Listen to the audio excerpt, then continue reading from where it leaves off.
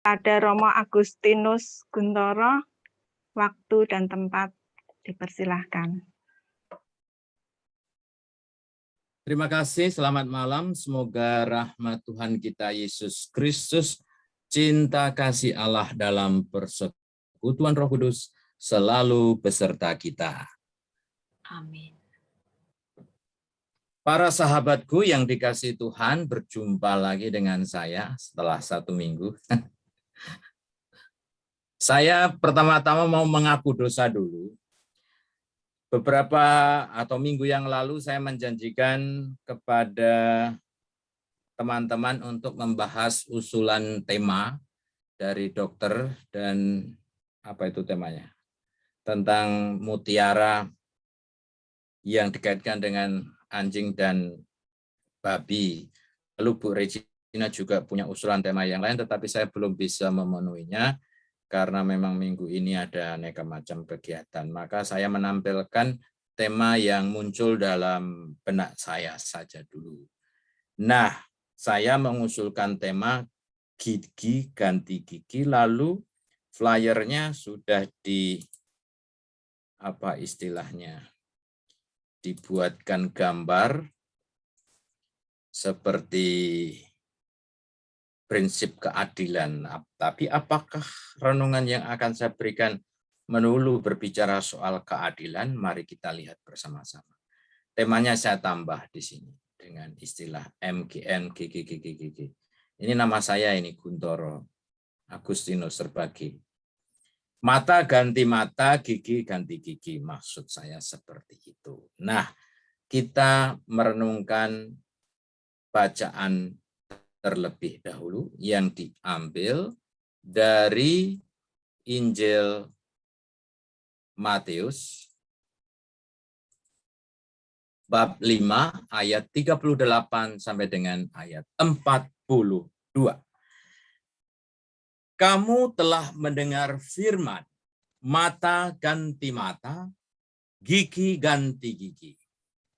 Tetapi aku berkata kepadamu, janganlah kamu melawan orang yang berbuat jahat kepadamu, melainkan siapapun yang menampar pipi kananmu, berilah juga kepadanya pipi kirimu. Dan kepada orang yang hendak mengadukan engkau karena mengingini bajumu, serahkanlah juga jubahmu. Dan siapapun yang memaksa engkau berjalan sejauh 1 mil, berjalanlah bersama dia sejauh 2 mil. Berilah kepada orang yang meminta kepadamu, dan janganlah menolak orang yang mau meminjam daripadamu. Itulah bacaan yang saya ambil. Saya mempunyai pertanyaan ini. Dari bacaan tadi, apa sih yang dimaksudkan oleh Yesus? Karena pasti apa yang dikatakan Yesus itu sangat menyulitkan akal sehat kita. Masa pipi sebelah kanan ditampar, kok yang kiri disuruh memberikan? Baju diminta, jubah juga dikasihkan. Disuruh berjalan 1 mil, berjalanlah 2 mil. Lalu kalau ada orang menginginkan sesuatu atau meminjam sesuatu, pinjamkanlah. Wah, kalau prinsip-prinsip yang dikatakan Yesus itu kita laksanakan seperti itu secara letterlek itu apa? Secara apa adanya, ya bisnis kita hancur. Diutangin terus, dipinjamkan terus, atau kita babak belur karena seolah-olah kita membiarkan kekerasan terhadap diri kita terus-menerus berlangsung. Maka pertanyaannya adalah, apakah Yesus benar-benar menghendaki agar kita tidak pernah melawan segala macam tindakan yang jahat, tidak baik, yang tidak adil kepada kita? Nah, ini pertanyaan menarik. Maka sampai Presiden Filipina itu, mungkin dia memahami Injilnya terlalu letterlek, sehingga dia punya prinsip. Tidak mungkin sebagai politician atau sebagai presiden yang baik sekaligus menjadi orang Katolik yang baik. Maka dia dalam tanda kutip meninggalkan dulu nilai-nilai kekatolikan, yang penting sekarang memimpin. Maka dia juga dengan mudahnya membunuh orang karena nilai-nilai kekatolikan, nilai-nilai Injilinya ditinggalkan. Lalu pertanyaan kedua, apakah Yesus membiarkan keadilan dan kejahatan terus-menerus berlangsung dan kita tidak perlu melawannya? Apakah Yesus mengajarkan kepada kita untuk tidak perlu memperdulikan keselamatan diri, keselamatan di dunia ya, bukan keselamatan surgawi? Karena dengan prinsip tadi, mungkin kita sudah tidak bernyawa lagi karena membiarkan segala macam kekerasan yang ada di sekitar kita tanpa perlawanan. Nah, maka menjawab pertanyaan itu, kita lihat satu persatu. Yang pertama, simbol tindakan tangan. Nah, ini sulit untuk dijelaskan, harus saya praktekkan. Saya berdiri sekarang.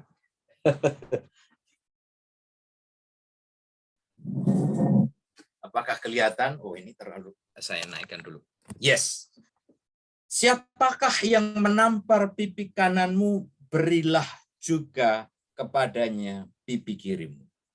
Nah, apakah Tuhan Yesus menyuruh ini dengan begitu apa adanya, ataukah sebetulnya ini hanya sebuah simbol? Apa yang hendak dikatakan Yesus? Ini sangat simbolis. Menurut tradisi Yahudi, yang namanya tindakan-tindakan dengan tangan itu sangat-sangat spesifik. Misalnya, kalau orang Yahudi itu marah, memarahi, mengutuk, atau menampar orang, tapi menampar menurut konteks mereka, itu tidak pakai telapak tangan, tetapi punggungnya. Maka dalam film-film itu biasanya justru menyiksanya dengan ini. Plak, gini ya. Kelihatan ya, pakai ininya. Plak, itu budaya orang Yahudi secara simbolis kalau ingin mengutuk, memarahi, menghukum orang. Kemudian sebaliknya telapak tangan, ini adalah simbol berkat. Simbol memberikan rahmat, memberikan cinta, memberikan perlindungan. Maka kalau begini, itu artinya memberikan kebaikan, cinta, perlindungan, berkat. Jangan disamakan dengan tradisi kita. Orang kita kalau Bapak Ibu kalau memarahi anak dulu waktu kecil, mungkin dengan segala macam gaya, ditapuk, diginikan, ditendang, mungkin ada yang begitu. Nggak ada simbol untuk budaya kita, tapi orang Yahudi itu sangat simbolis dan tertib dengan simbol-simbol yang ada. Nah, dengan budaya seperti itu, Yesus masuk dengan ajarannya. Ajarannya adalah, bayangkan, jika pipi kanan ini, kanan saya, oh ini, kanan. Pipi kanan saya ini dihukum, ditampar gini, plak, gini, kan ini tangannya kan langsung ke sini. Oke. Lalu Yesus mengatakan, berikanlah pipi kirimu. Saya ajukan gini. Sehingga, karena posisi lawan tangannya gini, sehingga lawannya disituasikan, diposisikan untuk tidak bisa tidak berbuat baik. Memberikan berkat. Karena posisinya gini, ini pipi kiri saya ajukan, tangan dia begini, habis memukul tadi. Sehingga tidak bisa tidak harus memberikan berkat. Jadi secara simbolis, Tuhan Yesus menghendaki, ayo kita lawan segala macam kekerasan, tetapi secara kreatif, dengan cerdas, kekerasan bukan dengan kekerasan. Kita sering mendengar itu. Nah, Tuhan Yesus menghendaki agar kita juga berani melawan segala macam tindakan yang tidak adil, tetapi juga bukan dengan tindakan yang juga tidak adil. Tadi itu, Gigi, bukan seperti itu. Tuhan Yesus menghendaki sesuatu yang unik, yang lebih, yang tidak bisa orang itu tak berkutik kecuali memberikan berkat. Di orang Jawa itu ada istilah yang saya agak lupa. Istilahnya mengalahkan tanpa ngasorake. Artinya mengalahkan orang tanpa mempermalukan orang. Dengan caranya sehingga orang itu dengan sendirinya malu lawannya, sehingga tidak akhirnya menjadi kawan. Bagaimana itu sulit untuk dijelaskan, nanti dikira ngomong politik malah. Nah, teman-teman yang terkasih, sudah amat jelas dari poin yang pertama ini, bagaimana Yesus mengundang kita untuk tidak membiarkan diri kita hancur, untuk tidak membiarkan diri kita diperlakukan tidak adil. Tetapi kita harus membalasnya dengan cerdas. Kalau gigi ganti gigi berarti tidak cerdas, karena kita cuma meniru orang. Itu belum kalau kita bicara nanti konsep perjanjian lama. Oke, ini yang pertama-tama saya ingin menegaskan. Yesus mengundang kita untuk tidak membiarkan kejahatan, ketidakadilan hidup di sekitar kita, tetapi kita harus membalasnya dengan cara yang sama, bukan cara yang sama. Masa buruk dengan keburukan? Kan bukan sesuatu yang kreatif, maka kita harus melakukan sesuatu untuk menghentikan ketidakadilan itu. Nah, untuk hal-hal konkret tentu Bapak, Ibu, teman-teman harus berusaha untuk mencarinya. Nah, lalu yang poin yang kedua, ini berkaitan dengan permintaan tadi. Kepada orang yang hendak mengadukan engkau karena mengingini bajumu, serahkanlah juga jubahmu. Nah, kali ini bukan apa yang dimaksud Yesus, karena juga saya tidak mempelajari sungguh apa yang dimaksudkan Yesus tentang ini. Jujur saja saya tidak tahu. Maka saya ingin memaknainya berdasarkan permenungan saya. Jadi terjemahan bebas. Bagi saya ada dua hal ini, baju dan jubah. Saya membahasakan baju itu adalah pakaian sehari-hari. Ini konteksnya saya ya, yang sering disebut kaum berjubah. Baju adalah pakaian sehari-hari. Pakaian yang selalu dipakai untuk aneka macam kegiatan yang tidak spesial. Sementara jubah adalah baju kebesaran. Baju yang dipakai untuk acara-acara agung dan meriah. Oke. Memberikan jubahnya tentu tidak ada maksudnya untuk melepaskan jubah seperti istilah orang Indonesia kalau ada mendengar Romo lepas jubah, itu artinya Romo meninggalkan keromoannya. Bukan itu yang saya maksudkan.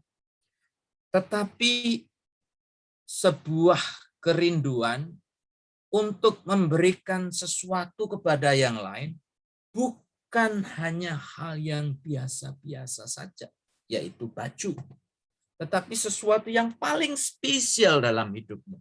Sesuatu yang paling berharga dalam hidup saya. Ini harus saya serahkan. Ini harus saya berikan. Seperti dalam Injil tentang janda yang miskin yang dinilai oleh Tuhan Yesus justru memberikan persembahan yang lebih karena dia memberikan segala-galanya. Sementara orang kaya memberikan hanya sesuatu yang sedikit dari yang banyak mereka punya. Maka unsur pengorbanannya Meskipun secara angka mereka lebih tinggi, tetapi dari segi pengorbanannya janda yang miskin lebih besar. Maka ini saya maknai demikian. Saya diundang memberikan jubah, artinya saya harus memberikan sesuatu yang lebih dari sekedar yang biasa-biasa. Juga bisa saya artikan jubah adalah simbol pakaian kesucian, simbol ya.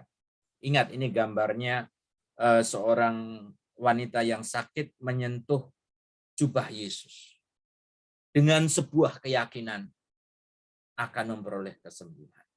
Nah, menyerahkan jubah saya mengartikan bagaimana saya membiarkan jubah saya tersentuh dalam arti bagaimana saya bisa merangkul semua banyak orang di tengah-tengah mereka, dan semoga ada daya yang menyembuhkan dari kehadiran saya. Meskipun saya pernah membuat joke tentang jubah. Jadi teman-teman, saya pernah di India. Di India itu kalau habis komuni, itu ada beberapa umat yang sudah tua, biasanya setelah komuni itu menyentuh jubah. Itu tradisi orang India. Lalu dalam sebuah khotbah saya mengatakan, karena Injilnya tentang itu, kalau kalian menyentuh jubah Yesus pasti sembuh. Kalau menyentuh jubah saya mungkin tambah sakit. Karena pertama mungkin jubah saya tidak bersih, bau, dan kedua saya merasa tidak layak. Saya orang berdosa. Tapi itu saya membuat dalam konteks joke. Tapi sekali lagi, semoga memberikan jubah adalah tanda saya memberikan pengorbanan yang menyembuhkan. Oke, itu yang saya artikan. Lalu yang kedua, nah ini. Siapapun yang memaksa engkau berjalan sejauh 1 mil, berjalanlah bersama sejauh 2 mil. Saya tuh mencari kata-kata bahasa Indonesia yang pas untuk ini, tapi kok belum ketemu. Dalam bahasa Jawa itu ada istilah ngelulu. Ngelulu itu maksudnya memberikan sesuatu pada orang lain lebih dari yang di-expect gitu. Supaya orang itu senang tapi seharusnya malu gitu loh. Gimana itu mau mengatakan? Nah, pertanyaan saya, apakah Tuhan Yesus maksudnya kita ngelulu atau menyenangkan orang? Tentu saya yakin tidak. Tetapi saya mencoba mengartikan ini. Pertama, ini undangan kita untuk murah hatilah. Murah hati dalam arti tidak perhitungan. Karena ada istilah, dengan teman sendiri kok perhitungan banget misalnya. Nah, kalau kita mau kembali ke tema gigi ganti gigi, itu konsep perjanjian lama, kan bisa juga diartikan itu adalah konsep perhitungan. Jadi keadilan itu adalah keadilan yang sama rata, sama berat. Jadi lebih keadilan secara fisik. Nah, Tuhan Yesus mengajak kita keluar dari keadilan yang sifatnya matematika itu. Tidak terlalu banyak perhitungan. Tapi juga undangan supaya kita itu tidak minimalis. Misalnya disuruh berjalan 1 mil, ya 1 mil saja. Nah, Tuhan Yesus mengajak, kalau kita mampu, mengapa tidak lebih? Nah, soal ini saya ada contoh. Contohnya ketika saya frater, ini bukan saya, ini teman saya. Teman saya sekarang jadi pastor di Papua, tidak perlu saya sebut namanya. Pastor ini dulu frater ujian apa istilahnya? Ujian tatap mata dengan dosen. Nah, tetapi juga ada hasil tulisan yang harus dibawa. Jadi ada 2 macam ujian tulis dan ujian interview. Nah, dosennya waktu itu Romo Martin Soehartono Jesuit, sekarang malah menjadi seorang pertapa di daerah Jawa Tengah sana. Dia mengatakan kepada teman saya, ini tulisanmu ini nilainya saya kasih A. Nah, saya sekarang sudah capek. Nah, Romo Martin bilang gitu.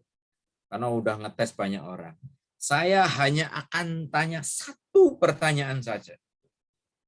Oh, dia bilang A kurang, belum A plus. Jadi hampir A. Terus dia bilang, kalau saya tanya satu pertanyaan saja dan benar, maka ini menjadi A. Jadi waktu itu hampir A. Tapi kalau salah, ini menjadi B. Gimana? Mau nggak kasih satu pertanyaan? Atau sudah seperti itu aja tanpa saya tes. Akhirnya frater itu bilang, ya udahlah Romo nggak usah tanya. Saya pulang, cukup dengan A kurang. Nah, hari berikutnya Romo ini berkhotbah di sebuah paroki. Dia menggunakan contoh ini kepada umat yang pas saya juga ikut misa dengan teman saya itu. Teman saya tertawa-tertawa karena ternyata contohnya itu begini. Romo itu dalam khotbahnya menjelaskan muridnya yang minimalis, tidak mau diberi tantangan. Suruh menjawab pertanyaan satu saja supaya nilainya tambah, tapi risiko kurang, atau tetap seperti ini tanpa pertanyaan. Nah, teman-teman, saudara-saudari, minimalis adalah sebuah karakter yang tidak diinginkan oleh Tuhan Yesus.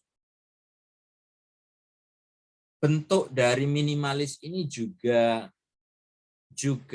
ada dalam budaya kita ketika kita berbicara mengenai menjadi orang Katolik yang baik itu yang bagaimana. Biasanya kalau ditanya seperti itu, lalu selalu jawabannya identik dengan, oh, orang itu baik karena aktif di gereja, jadi pemimpin kelompok doa, atau dia memimpin kur, atau dia rajin berdoa, dan lain sebagainya. Nah, kita diundang untuk tidak minimalis, artinya menjadi orang Katolik atau menjadi murid Yesus yang baik itu bukan soal memenuhi kewajiban-kewajiban ritual dalam keagamaan kita. Ada banyak sekian syarat untuk menjadi murid Yesus yang baik. Meskipun kalau dirangkum cukup dengan satu pertanyaan. Do you love me more than anything else? Itu pertanyaan Yesus kepada Petrus, apakah kamu mencintai aku? Jadi syaratnya menjadi murid yang baik adalah mencintai Yesus. Tetapi bentuk mencintai Yesus tentu harus diwujudkan bukan hanya ketika kita berdoa, tapi juga dalam perwujudan nyata dalam tingkah laku sehari-hari. Itu yang tentunya diharapkan oleh Tuhan Yesus. Selanjutnya, berilah kepada orang yang meminta kepadamu dan janganlah orang yang mau meminjam daripadamu. Ini yang saya katakan dan gambarnya saya kasih tentang uang. Apakah artinya kita kalau ada orang mau meminta sesuatu harus kita kasih? Saya sungguh-sungguh belum mempelajari konteks dari pernyataan Yesus ini apa, maka saya mengartikan dalam konteks saya saja. Kalau mau dikaitkan dengan tidak terlalu perhitungan, maka cobalah kita mencoba concern terhadap kebutuhan orang lain di sekitar kita dan semampunya kita menolong. Ini maksudnya.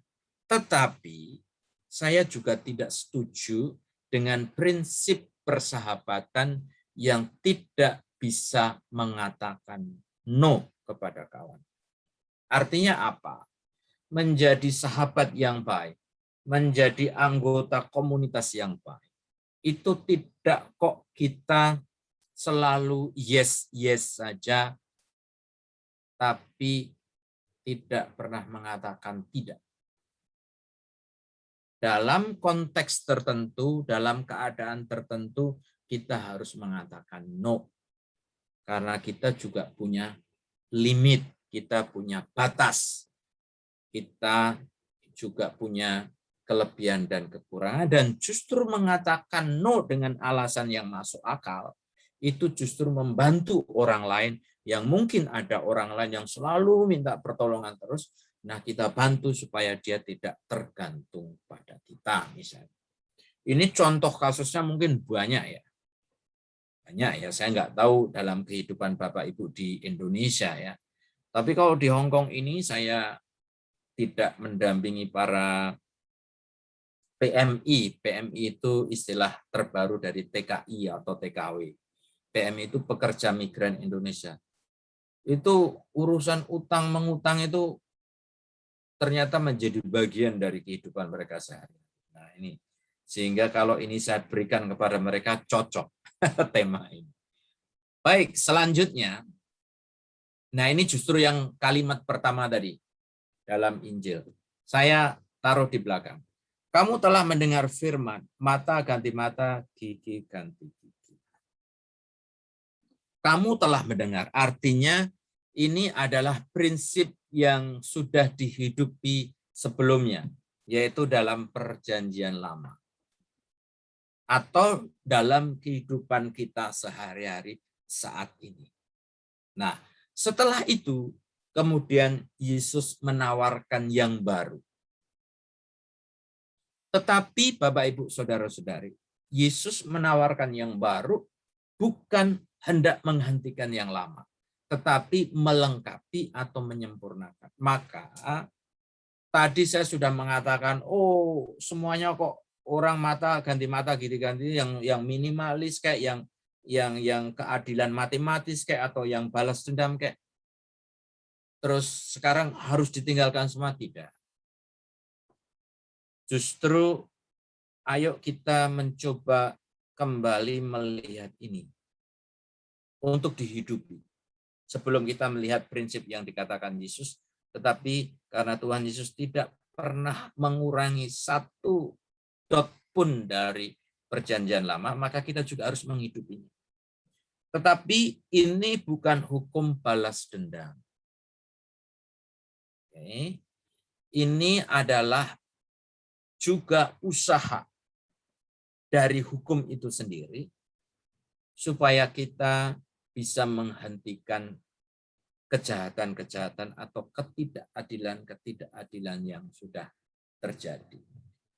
Tetapi caranya dengan melakukan sesuatu dengan asas keadilan. Oke. Artinya di sini asas keadilan terpenuhi berarti ini hukum harus dijunjung tinggi. Karena di suatu negara yang hukum tidak dijunjung tinggi, ya akhirnya akan kesulitan. Mohon maaf, misalnya salah satu kesulitan kita dalam menangani pandemi, mohon maaf, itu karena ketaatan atau kepercayaan masyarakat terhadap hukum atau terhadap aturan pemerintah lemah. Tetapi suatu negara yang mungkin pemerintahnya dengan tangan besi, komunis misalnya, tetapi hukum betul-betul ditegakkan, ya cepat, urusannya cepat. Nah, maka dalam arti ini, saya tidak menawarkan komunisme untuk diterapkan di Indonesia, tapi harus betul-betul prinsip hukum itu ditegakkan. Namun harus disandingkan dengan apa yang ditawarkan oleh Tuhan Yesus. Nah, apa-apa saja yang ditawarkan oleh Tuhan Yesus? Mari kita lihat. Pertama, tawaran hukum baru yang diberikan oleh Tuhan Yesus. Khususnya yang saya garis bawahi, berpusat pada Kristus dan kerajaan. Bila kita diperlakukan secara tidak adil, kita jangan membenci, tetapi harus menunjukkan reaksi yang memperlihatkan kepada kita bahwa kita memiliki pendirian yang berpusat pada Kristus. Tindakan kita terhadap mereka yang bersikap tidak baik haruslah sedemikian sehingga akan menyebabkan mereka menerima Kristus sebagai juru selamat. Intinya saya mau mengatakan apa yang harus kita buat ketika orang berbuat tidak baik. Apa yang harus kita lakukan dalam melakukan segala sesuatu bukan hanya di saat orang lain berbuat tidak baik, yaitu menempatkan Kristus sebagai senter dalam setiap tindakan kita. Istilahnya Kristus center. Oke. Yesus harus menjadi cara, alasan, landasan untuk bertindak. Tentu sulit. Saya mengatakan ini bukan berarti kok saya sudah memusatkan hidup saya pada Kristus. Enggak, tetapi memang yang ideal. Yang ideal harusnya begini, ya. Kita harus ngomong yang ideal dulu. Lalu yang kedua, pelajaran yang kita peroleh dari bacaan Injil, ini unsur pengampunan. Bagaimanapun juga, pengampunan harus ada. Memang ada batasnya kita secara manusia. Tetapi itu harus dikedepankan. Kalau saya ditanya komunitas atau kelompok atau paguyuban apa yang indah, atau keluarga apa yang ideal, yang keluar dalam diri saya bukan kesempurnaan, tetapi komunitas pengampunan atau keluarga pengampunan. Artinya pengampunan harus menjadi bumbu dari kehidupan sehari-hari karena kita semua tidak sempurna. Maka ketika pengampunan ini tidak ada sama sekali, maka akan hidup kita jelas-jelas tidak Kristus center. Sekali lagi saya mengatakan memang pengampunan itu sulit. Ada orang-orang tertentu yang tidak bisa mengampuni masa lalu atau orang-orang tertentu saya bisa mengerti. Tetapi bagaimanapun juga pengampunan adalah hal yang diwariskan Tuhan Yesus kepada kita. Setiap kali kesulitan untuk mengampuni, berpusatlah kepada Kristus. Artinya gini, jangan membandingkan kesulitan kita dengan orang lain, tetapi dengan Yesus sendiri. Gini, kalau saya tidak bisa mengampuni yang lain, lah, saya itu sudah diampuni oleh Tuhan Yesus. Jadi Tuhan Yesus itu sudah jauh lebih dulu mengampuni hidup saya. Masa saya tidak bisa mengampuni yang lain? Itu prinsipnya. Atau prinsip iman kita, bahwa Tuhan itu hanya bisa mengampuni ketika kita bisa mengampuni yang lain. Dalam doa Bapa kami itu. Maka sebetulnya kita itu mau, istilahnya ini saya jarang mengatakan ya, mau masuk surga atau tidak itu tergantung kita loh itu. Karena konsepnya sudah diserahkan kepada kita, bagaimana kita berrelasi dengan satu dengan yang lain. Kalau kita tidak bisa mengampuni yang lain, ya otomatis di sana nanti, di sana waktunya nanti ya Tuhan akan memperhitungkan hal itu. Oke. Selanjutnya, ini yang sudah saya katakan tadi, perjanjian lama menghadirkan asas keadilan. Tapi semoga keadilan itu tetap harus diperjuangkan bagaimanapun juga. Tetapi harus secara kreatif. Jangan kekerasan dengan kekerasan, keburukan dengan keburukan. Dan juga bukan keadilan matematika. Kalau ini A, ini juga harus A. Misalnya dalam gereja pun kadang-kadang ada yang iri-irian ya. Kalau romonya dekat dengan orang muda, dikatakan romonya tidak bisa gaul dengan orang tua. Kalau romonya dekat dengan orang tua, nah yang anak-anak merasa wah pastornya ini nggak bisa bergaul dengan orang dan lain sebagainya. Selanjutnya, setelah mengampuni tentu yang paling tinggi adalah mengasihi. Yesus mengatakan bahwa kita harus mengasihi musuh-musuh kita. Nah, mengasihi itu sendiri adalah sebuah perintah yang sangat utama, indah, dan hukumnya wajib, bukan makruh. Tetapi ternyata belum cukup.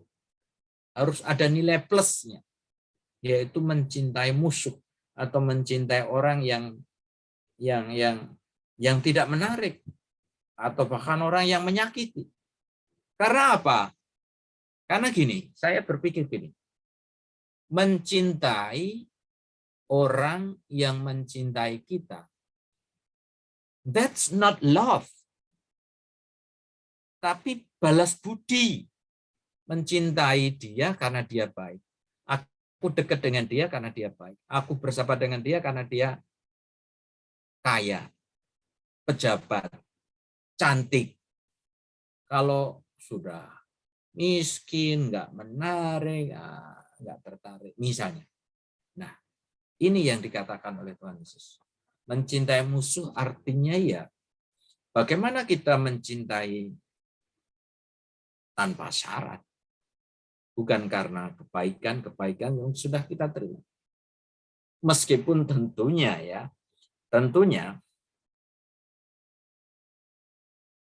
undangan untuk mencintai keluarga atau orang-orang lingkungan teman-teman yang sudah baik atau orang-orang yang seiman, itu sudah seharusnya nggak perlu digembar-gemborkan lagi. Secara akal sehat saja itu sudah harus. Maka kita harus lebih. Gitu. Maka dalam khotbah-khotbah saya tidak pernah sebagai sesama umat Katolik mari kita saling mencintai. Enggak usah. Itu tetangga kita sering itu kalau dengar khotbah-khotbah mereka sebagai sesama ini kita harus rukun. Enggak. Saya enggak pernah menekankan itu karena itu sudah otomatis kita harus saling mencintai. Nah, maka ungkapan atau undangannya harus lebih, yaitu mencintai orang yang tidak menguntungkan kita sama sekali. Selanjutnya, tentu meskipun tadi saya katakan kesempurnaan itu mungkin impossible, tetapi bagaimanapun juga kita juga diundang. Haruslah kamu sempurna seperti Bapamu yang di surga sempurna adanya.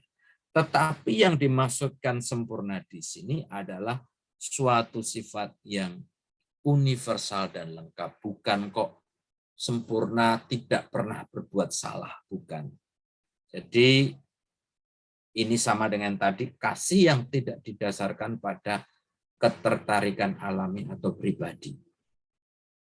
Ini sering dialami oleh kami para Romo ya. Kalau Bapak Ibu kan awal mula hidup berkeluarga pasti dari rasa jatuh cinta dan ketertarikan loh. Meskipun setelah itu mungkin juga sering ribut mungkin atau salah paham. Tetapi kan awal mulanya ada ketertarikan, kecuali ada yang dijodohkan. Tapi kami para Romo itu kan tidak pernah kita ditempatkan di suatu tempat, pimpinan kita justru sebaliknya.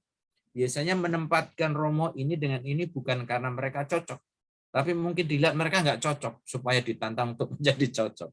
Atau tempat.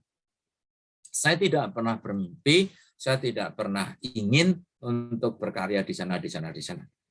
Sekedar apa yang dikatakan pimpinan, saya berusaha siap. Nah, karena itulah kasih yang harus diperjuangkan. Artinya saya melakukan sesuatu, pergi ke suatu tempat, bukan karena minat pribadi, tetapi karena diutus. Maka kasih atau kebahagiaan atau rasa kerasan harus saya perjuangkan, dan saya yakin karena kebahagiaan itu bukan datang dari langit, tetapi harus saya upayakan sendiri dari perjuangannya. Nah, itu. Selanjutnya, ini yang terakhir, idealnya adalah apapun yang terjadi, sesulit apapun yang harus kita lakukan, termasuk tadi mengampuni, termasuk tadi harus mencintai orang yang tidak atau yang nyebelin dan lain sebagainya. Tapi pada akhirnya memang kita harus ambil bagian dalam kasih Bapa di surga. Tidak bisa tidak, itu harus menjadi semacam vision kita, menjadi visi kehidupan kita. Yang namanya visi harus setinggi langit. Kadang-kadang ada kesan begini di antara para umat, mohon maaf kalau saya salah ya. Menjadi orang Katolik itu susah. Misalnya dalam perkawinan, monogami, nggak terpisahkan, nggak boleh cerai, dan lain sebagainya. Nah, yang mau saya katakan demikian. Mungkin gini, ada tuntutan supaya dipermudah gitu loh, hukumnya itu. Saya mau mengatakan demikian. Hukum sebagai hukum which is coming from the Lord, artinya hukum ini bukan hukum manusia ya. Hukum Allah yang dibuat Allah, ya biarlah tetap setinggi di langit seideal-idealnya menurut saya. Nggak perlu diturunkan. Misalnya, oh sekarang boleh nikah supaya karena banyak orang sulit untuk setia, oke boleh nikah 2 kali, diturunin standarnya. Bukan seperti itu. Yang namanya hukum ya harus ideal, harus diutamakan Allah yang utama. Apa yang dimaksud Allah harus tetap di sana. Perkara kita tidak berhasil ke sana ya enggak masalah. Yang penting ada pertobatan nantinya. Tapi hukumnya harus tetap di sana. Jadi kan sama dengan anak-anak sekolah misalnya nilai utama itu 10. 10 itu angka sempurna.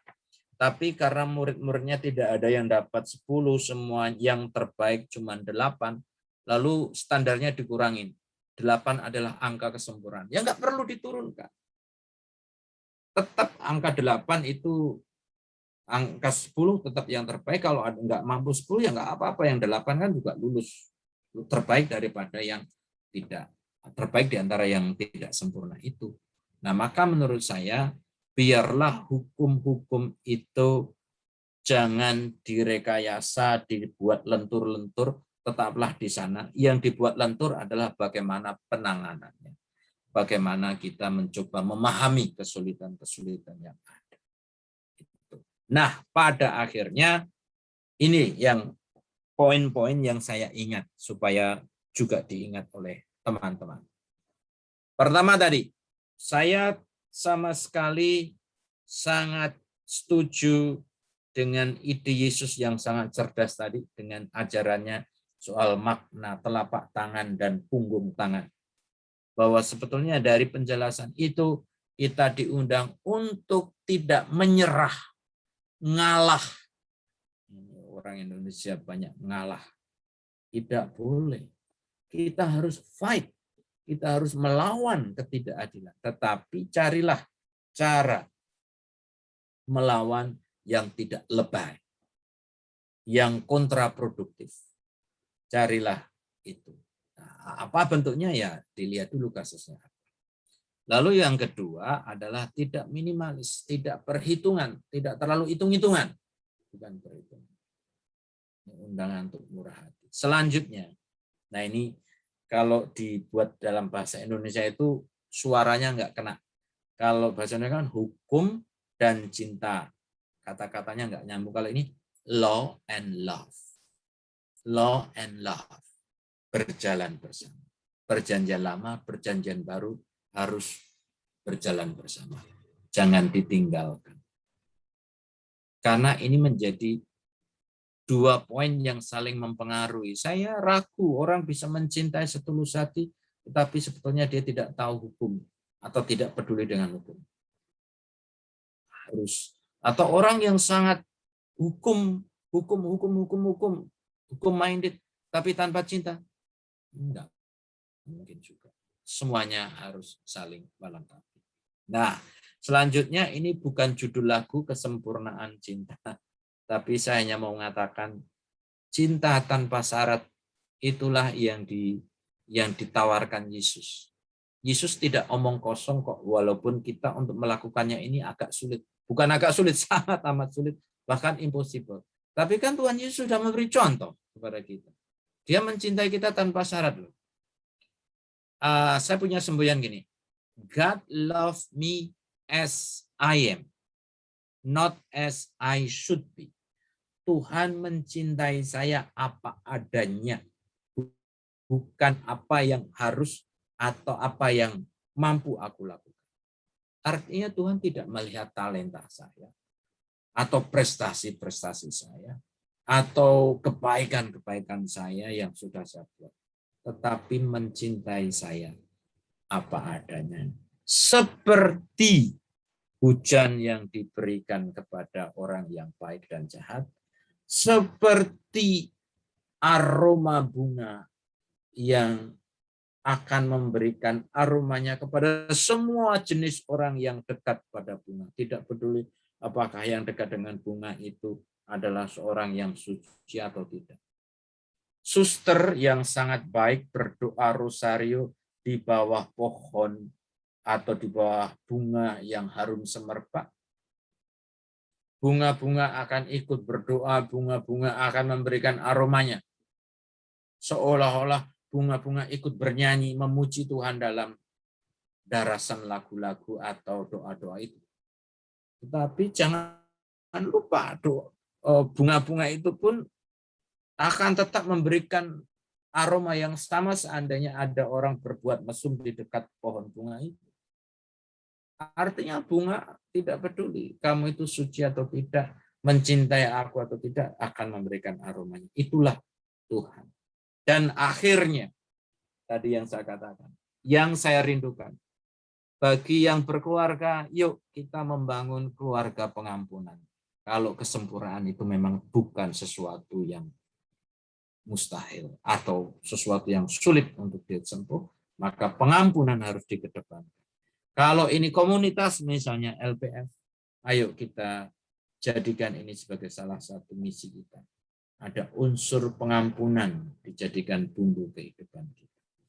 Itu teman-teman yang bisa saya berikan. Saya menunggu jika ada yang mau bertanya atau mau sharing. Saya berikan kembali kepada pembawa acara. Mbak Vero, silakan.